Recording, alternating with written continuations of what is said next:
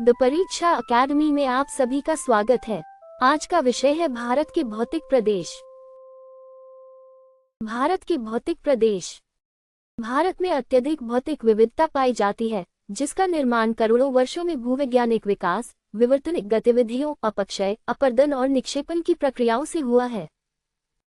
भारत की वर्तमान स्थलाकृति में प्राचीन और स्थिर भूखंडों के साथ अपेक्षाकृत नवीन वलित पर्वत भी शामिल हैं। भूवैज्ञानिक संरचना, उच्चावच, उत्पत्ति और भौतिक विशेषताओं के आधार पर भारत को सामान्यतः 6 प्रमुख भौतिक प्रदेशों में विभाजित किया जाता है। हिमालय पर्वतीय प्रदेश। हिमालय भारत के उत्तरी भाग में विस्तृत विशाल पर्वतीय प्रदेश का निर्माण करता है। ये भूवैज्ञानिक दृष्टि से नवीन वलित पर्वत है, जिसका निर्माण मुख्यतः भारतीय प्लेट और यूरेशियन प्लेट के अभिसरण के कारण हुआ है। हिमालय पश्चिम में सिंधु क्षेत्र से पूर्व में ब्रह्मपुत्र क्षेत्र तक एक विशाल चाप के रूप में विस्तृत है। इसकी लंबाई लगभग 2400 किलोमीटर है, जबकि इसकी चौड़ाई पश्चिम से पूर्व की ओर अलग अलग है। हिमालयी प्रदेश में अनेक समानांतर पर्वत श्रेणियां, गहरी घाटियां, ऊंची चोटियां, हिमनद और महत्वपूर्ण पर्वतीय दर्रे पाए जाते हैं। हिमालय के प्रमुख समानांतर विभाग ट्रांस हिमालय, महान हिमालय, लघु हिमालय और शिवालिक हैं। महान हिमालय में अनेक अत्यधिक ऊंची चोटियां स्थित हैं और इसके कई भाग वर्ष भर हिमाच्छादित रहते हैं।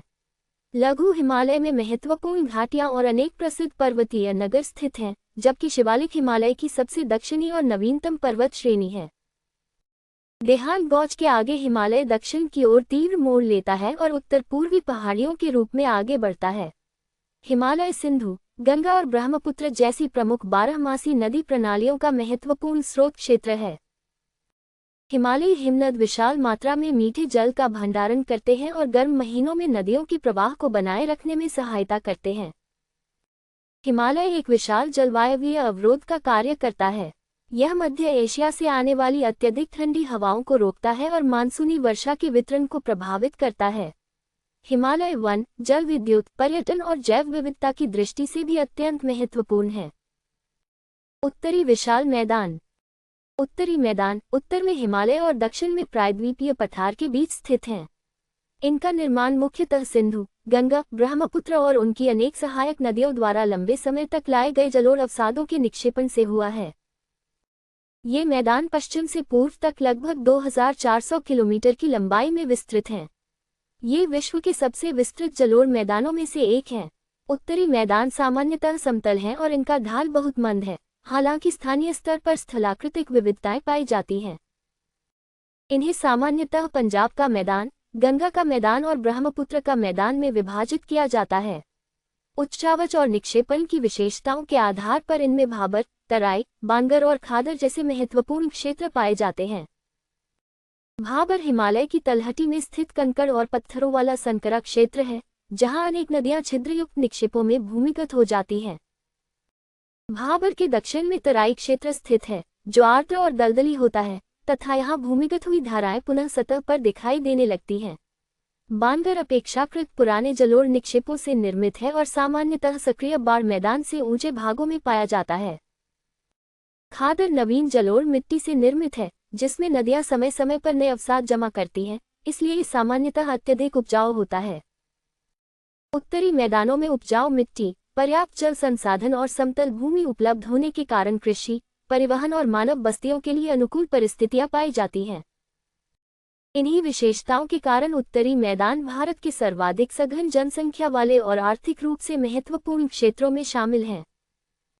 प्रायद्वीपीय पठार। प्रायद्वीपीय पठार भारत का सबसे प्राचीन और भूवैज्ञानिक रूप से सर्वाधिक स्थिर भौतिक प्रदेश है। ये प्राचीन गोंडवाना भूखंड का भाग है और मुख्यतः क्रिस्टलीय, आग्नेय तथा कायांतरित शैलों से निर्मित है। नवीन हिमालय की तुलना में इस क्षेत्र पर लंबे समय से अपक्षय, अपर्दन और अनाच्छादन की प्रक्रियाएं कार्य करती रही हैं। इसकी स्थलाकृति में विस्तृत घाटियां, गोलाकार पहाड़ियां, पठार और अवशिष्ट पर्वत प्रमुख हैं। प्रायद्वीपीय पठार को मुख्यतः मध्यवर्ती उच्चभूमि और दक्कन के पठार में विभाजित किया जाता है। मध्यवर्ती उच्चभूमि मुख्यतः नर्मदा नदी के उत्तर में स्थित है। इसमें मालवा पठार और उससे जुड़े अनेक उच्चभूमि क्षेत्र शामिल हैं। अरावली पर्वतमाला प्रायद्वीपीय क्षेत्र के उत्तर पश्चिमी भाग की महत्वपूर्ण स्थलाकृति है और विश्व की अत्यंत प्राचीन पर्वत प्रणालियों में से एक है। विंध्य और सतपुड़ा पर्वतमालाएं मध्य भारत की महत्वपूर्ण उच्चभूमि प्रणालियां हैं। दक्कन का पठार मुख्यतः नर्मदा नदी के दक्षिण में स्थित है और इसका आकार मोटे तौर पर त्रिकोणीय है। उत्तर पश्चिमी दक्कन का बड़ा भाग प्राचीन ज्वालामुखीय गतिविधियों से निर्मित बेसल्ट शैलों से बना है, जिसे दक्कन ट्रैप क्षेत्र कहा जाता है। प्रायद्वीपीय पठार का सामान्य ढाल पूर्व की ओर है, इसलिए इसकी अधिकांश प्रमुख नदियां बंगाल की खाड़ी की ओर बहती हैं। पश्चिमी घाट दक्कन के पठार के पश्चिमी किनारे पर स्थित ऊंची पर्वतीय श्रृंखला है।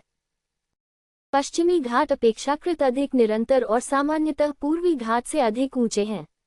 पश्चिमी घाट नमी से युक्त मानसूनी पवनों को ऊपर उठाकर वर्षा कराने में महत्वपूर्ण भूमिका निभाते हैं। पूर्वी घाट पूर्वी किनारे पर स्थित अपेक्षाकृत असतत पर्वत श्रृंखला है, जिसे महानदी, गोदावरी, कृष्णा और कावेरी जैसी नदियां काटती हुई प्रवाहित होती हैं। प्रायद्वीपीय पठार भारत के खनिज संसाधनों की दृष्टि से अत्यंत महत्वपूर्ण है और यहाँ कोयला, लौह अयस्क, मैंगनीज, बॉक्साइट तथा अनेक अन्य खनिजों के महत्वपूर्ण भंडार पाए जाते हैं। भारतीय मरुस्थल। भारतीय मरुस्थल को सामान्यतः थार मरुस्थल कहा जाता है और यह मुख्यतः पश्चिमी राजस्थान तथा उससे जुड़े क्षेत्रों में विस्तृत है। यह मुख्यतः अरावली पर्वतमाला के पश्चिम में स्थित है। इस क्षेत्र में वर्षा अत्यंत कम और अनिश्चित होती है। उच्च वाष्पीकरण, विरल वनस्पति और सतही जल की कमी इसकी प्रमुख विशेषताएं हैं। इसकी स्थलाकृति में रेतीले मैदान, पथरीले क्षेत्र और अनेक बालू के टीले पाए जाते हैं। अर्धचंद्राकार बालू के टीलों को बरखान कहा जाता है और ये कई क्षेत्रों में पाए जाते हैं। विशेषकर अंतर्राष्ट्रीय सीमा के निकट अनुदर्ध्य बालुका स्तूप भी पाए जाते हैं। यहाँ अधिकांश जलधाराएं मौसमी हैं और रेतीली भूमि में लुप्त हो जाती हैं। लूनी इस शुष्क क्षेत्र से संबंधित सबसे महत्वपूर्ण नदी है। राजस्थान के कुछ भागों में अंतःस्थलीय अपवाह और खारे पानी की झीलें महत्वपूर्ण भौगोलिक विशेषताएं हैं। सांभर इस शुष्क और अर्धशुष्क क्षेत्र की प्रमुख अंतःस्थलीय खारे पानी की झील है। कठोर प्राकृतिक परिस्थितियों के बावजूद, विशेष रूप से इंदिरा गांधी नहर जैसी सिंचाई परियोजनाओं ने मरुस्थल के कई भागों में कृषि और मानव बस्तियों को महत्वपूर्ण रूप से प्रभावित किया है। तटीय मैदान। भारत में प्रायद्वीपीय पठार और आसपास के समुद्रों के बीच विस्तृत तटीय मैदान पाए जाते हैं। इन्हें पश्चिमी तटीय मैदान और पूर्वी तटीय मैदान में विभाजित किया जाता है। पश्चिमी तटीय मैदान पश्चिमी घाट और अरब सागर के बीच स्थित है। पश्चिमी घाट के समुद्र तट के अपेक्षाकृत निकट होने के कारण यह मैदान सामान्यतः संकरा है।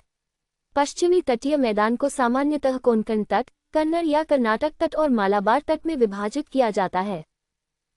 कम चौड़ाई और तीव्र ढाल के कारण पश्चिम की ओर बहने वाली कई नदियां मुहाने पर ज्वारनदमुख बनाती हैं। केरल के तट पर बैकवाटर और लेगून महत्वपूर्ण भौगोलिक विशेषताएं हैं। पूर्वी तटीय मैदान पूर्वी घाट और बंगाल की खाड़ी के बीच स्थित है। ये सामान्यतः पश्चिमी तटीय मैदान की तुलना में अधिक चौड़ा है। इसे सामान्यतः उत्तरी सरकार तट और कोरोमंडल तट में विभाजित किया जाता है। महानदी, गोदावरी, कृष्णा और कावेरी जैसी प्रमुख पूर्ववाहिनी नदियों ने इस तट पर विस्तृत और उपजाऊ डेल्टा बनाए हैं। चिलिका झील और पुलिकट झील जैसे लेगून तथा तटीय झीलें भी पूर्वी तट की महत्वपूर्ण विशेषताएं हैं।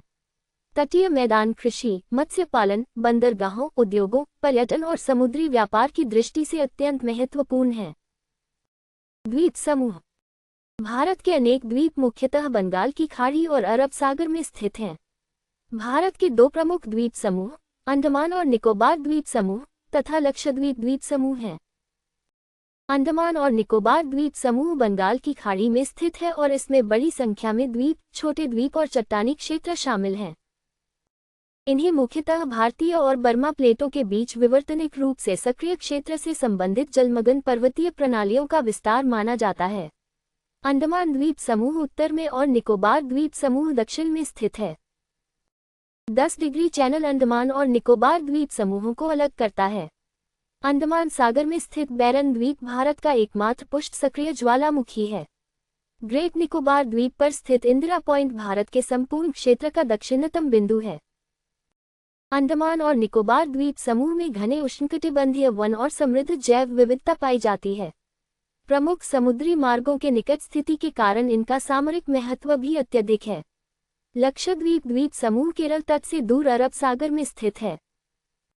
अंडमान और निकोबार के विपरीत लक्षद्वीप मुख्यतः प्रवाल उत्पत्ति वाला द्वीप समूह है। यहाँ प्रवाल भित्तियां, एटोल, लेगून और छोटे द्वीप प्रमुख भौतिक विशेषताएं हैं। 9 डिग्री चैनल मिनिकॉय द्वीप को लक्षद्वीप के मुख्य द्वीप समूह से अलग करता है।